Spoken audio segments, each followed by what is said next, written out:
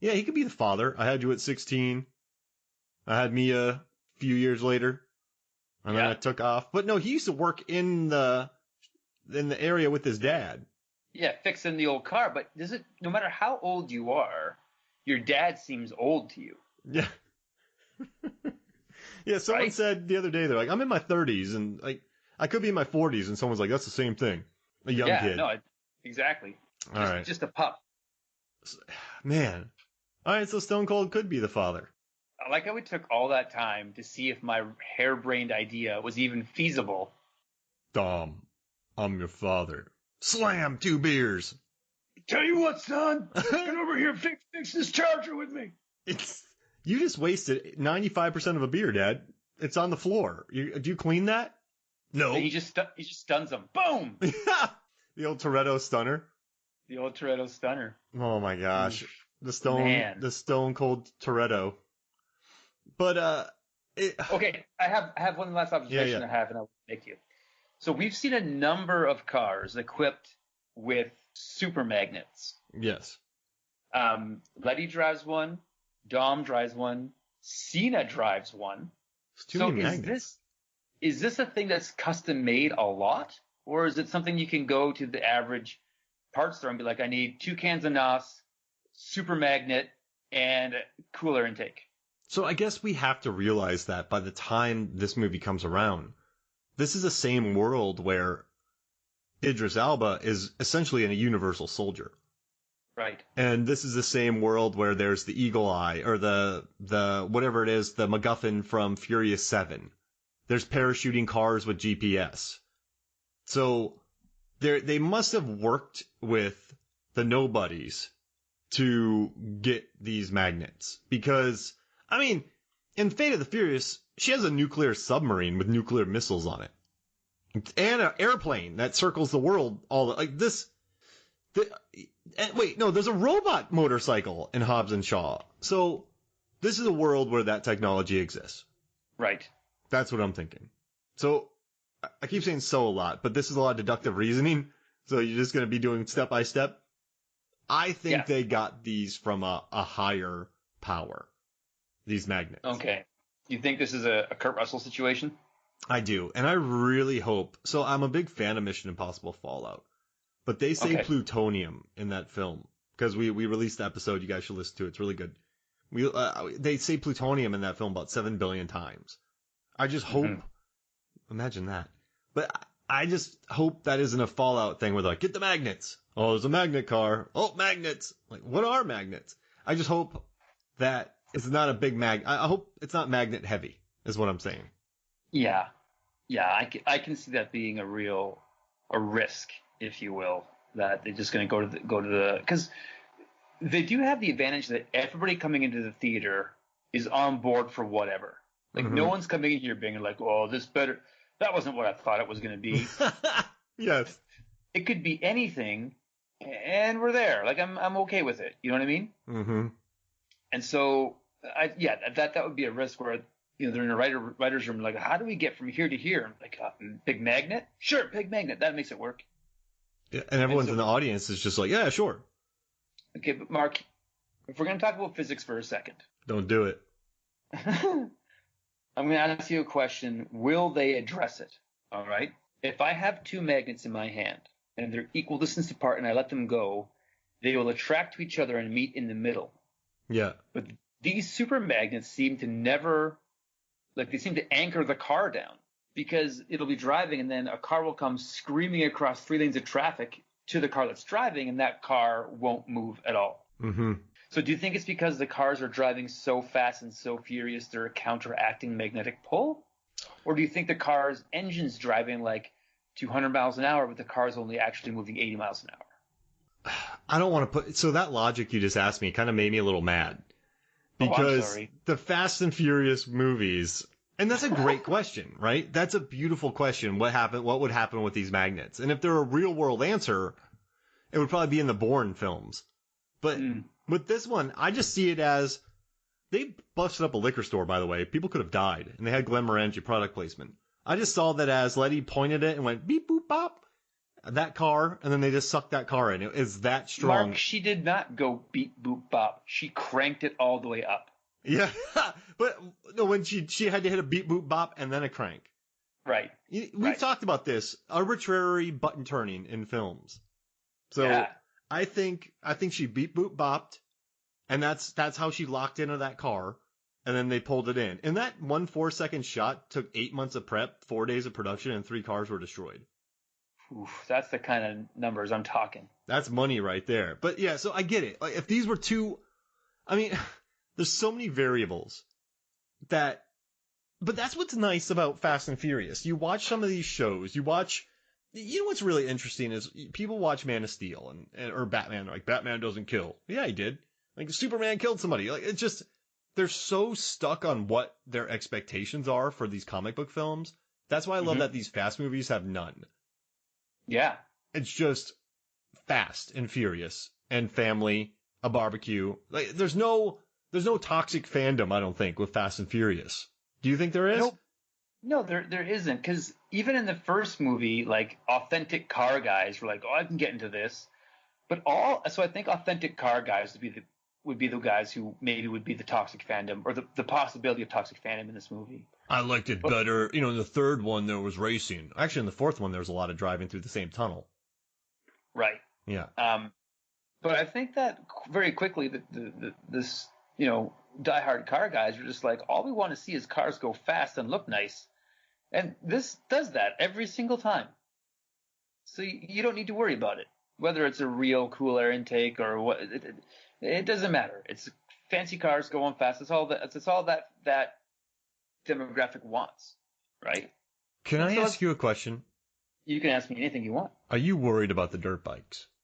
So I'm worried about the dirt bikes for 2 reasons. It's not Mad Max, you know?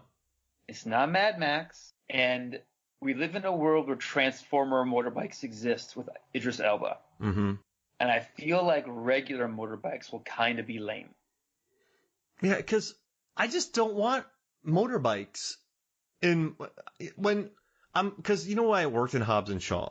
Because the heroes were in a car and the villain was in a motorcycle. Fast and Furious, the first one. Heroes are in a car, villains are in the motorcycle.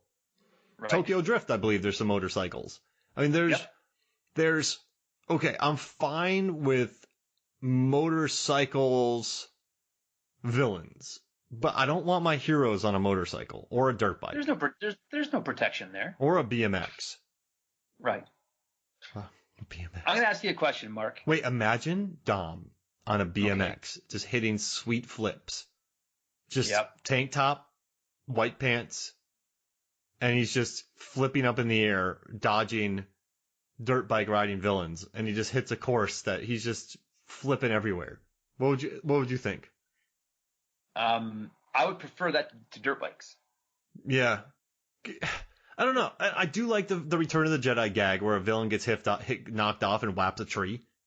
Yep. Great gag. I don't want a dirt bike. I don't want them. No. Don't have my heroes on a dirt bike. That's plain and simple. Now, I can say there's been some great motorcycle hero moments in movies, but not these ones. These ones. So, Mark, here's a question for you. What's your best hero on a motorcycle moment? Oh, wow. Okay, so, I mean, you got to look at The Matrix. Yeah. You have to look at The Villainess, which is a really good one. You have to look at Mission Impossible movies. There's some John Wick. I mean, okay, are we talking... I mean, you got Brando on a motorcycle. You have... Okay, this is an old man's answer. I love this. But it's got to be McQueen. And that scene was only... Right? Yeah, Great Escape. That scene was only added because he needed something to do. So they just had him go drive around on a motorcycle. And he was also very jealous of James Garner's turtleneck in that film, by the way. Right. Just type in James Garner turtleneck and just look at it. That's why there were so many turtlenecks in Sharks from Sweden, because they didn't want to have turtleneck envy. Exactly. I mean, that's what every movie has to do now. I mean, look at Jason Statham.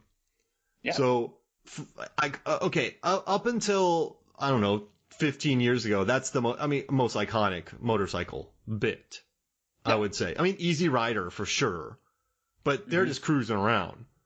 The Wild Ones, stuff like that. But I think it's just name, like, just like blockbuster hit, big cast. It's got to be Great Escape. Now. So yours is the right answer. Yeah. My answer is, and I remember thinking it was the coolest thing I've ever saw when I saw it for the first time. And I don't think I've seen, things have looked better, but haven't been as Top Gun? cool. No, Hard Target. Oh no, it goes from a motorcycle to a dirt bike, and then he stands on it. Yeah, but him standing on that dirt bike, I thought I'm like, this is why JCVD rules. Yeah, that was a pretty great scene. And also Hot Shots had some great motorcycle bits. Yeah. No, you're right. You're right. That's good. MI2 was great, but I felt like it was just John Woo doing John Woo again when I'd seen it already in Hard Target. I don't want a motorcycle fight like they had in Mission Impossible 2. It's fine if two people are punching each other on opposite motorcycles, but I don't want them to use the motorcycle as a weapon. Right. I mean, unless you whap them. But I don't want a sword fight, but with motorcycles. Does that make sense? Right. Absolutely. Don't give me that. Mark, I have one more question for you. Yeah. And then my questions are done. We can talk all night, but I have on my list of things one more question for you. In this trailer, which is 40 seconds long, there's a shot of a mansion falling down a hill. Yeah. And cars driving away from it, which looks to be like in Ireland. It's very green and grassy going down this mountainside. If you and I were in this crew and Dom's like, we're going to go blow this house up and then drive away from it, what vehicle would you want to drive in that moment? Okay, so we're driving away from a exploding mansion that's going to roll down a hill. I am going to want, you want to get away from that. But you also want to have a 4x4. Yep. So I'm just going to take a nice V8 4x, like F-150. Because those things got power. Ford F-150. That thing could blast away from it. Or a dune buggy. I'm taking a dune buggy. With a roof. Okay. With a roof. Yeah. I'm dune buggying away from it. I'm go-karting. It's an incredible answer. I'm not dirt biking. No dirt bikes. No. You need some. Everything. All the criteria you said is 100% correct. Mm-hmm. But trucks are too boring for this world. Right. My F-150 just doesn't feel good. So that's why I'm gonna say a dune buggy. So I think I have the perfect car because my choice for a car fits all your criterias.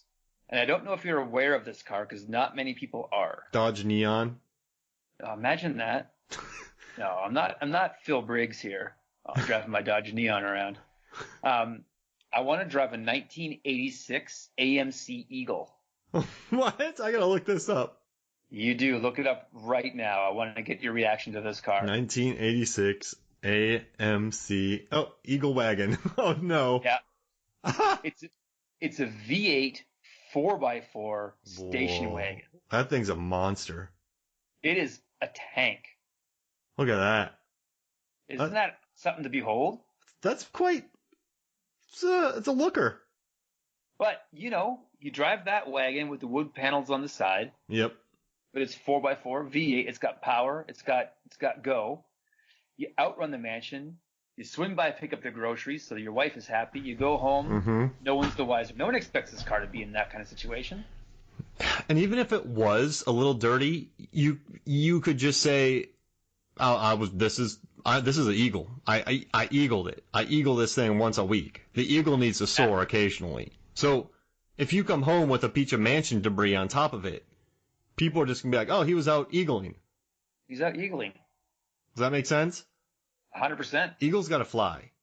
Eagle's gotta fly. Haters gonna hate. Eagle's gonna eat. Wait, eagle's gonna eag. Oh, there we go. Eagle's gonna eag.